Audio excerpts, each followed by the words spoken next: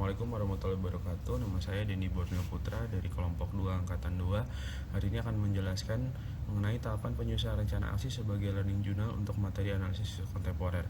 Tahapan penyusunan rencana aksi dilakukan 8 tahap, yaitu yang pertama mulai dari identifikasi isu di masing-masing satuan kerja ataupun global, lalu lakukan analisis menggunakan APKL.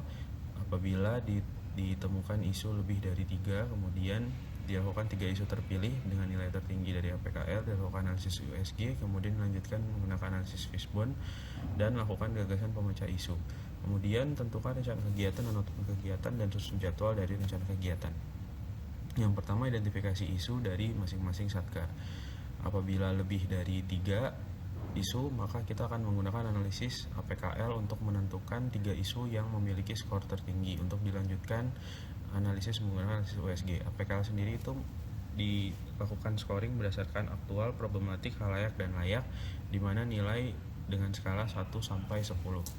Kemudian setelah itu 3 isu terpilih dengan nilai skor tertinggi akan dilakukan analisis menggunakan USG, di mana USG merupakan singkatan dari urgency, seriousness, atau growthness, dengan menggunakan skala 1 sampai 5. Setelah menggunakan analisis USG, maka dilakukan analisis isu dengan fishbone diagram. Fishbone diagram itu dibagi menjadi 5M dan 1E, yaitu method, man, machine, money, dan material, digabung dengan environment. Kemudian dilakukan gagasan pemecah isu. Dari isu-isu yang sudah kita bagikan berdasarkan fishbone diagram, kita jadikan sebagai judul aktualisasi. Setelah itu dilakukan analisis gap dari kondisi saat ini dan kondisi yang diharapkan.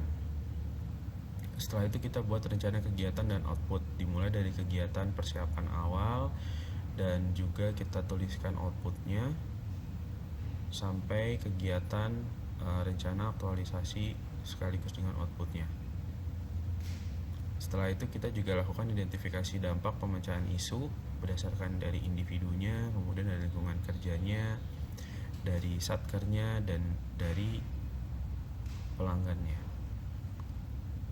Tidak lupa kita juga lakukan atau membuat jadwal kegiatan untuk rencana kegiatan aktualisasi, dimulai dari kegiatan yang akan dilakukan dan kemudian kita jabarkan dengan model timeline. Setelah itu kita juga buat kendala dalam melakukan rencana kegiatan dan antisipasi apabila kendala tersebut terjadi. Dan yang terakhir kita lakukan kesimpulan. Terima kasih, semoga bermanfaat. Assalamualaikum warahmatullahi wabarakatuh.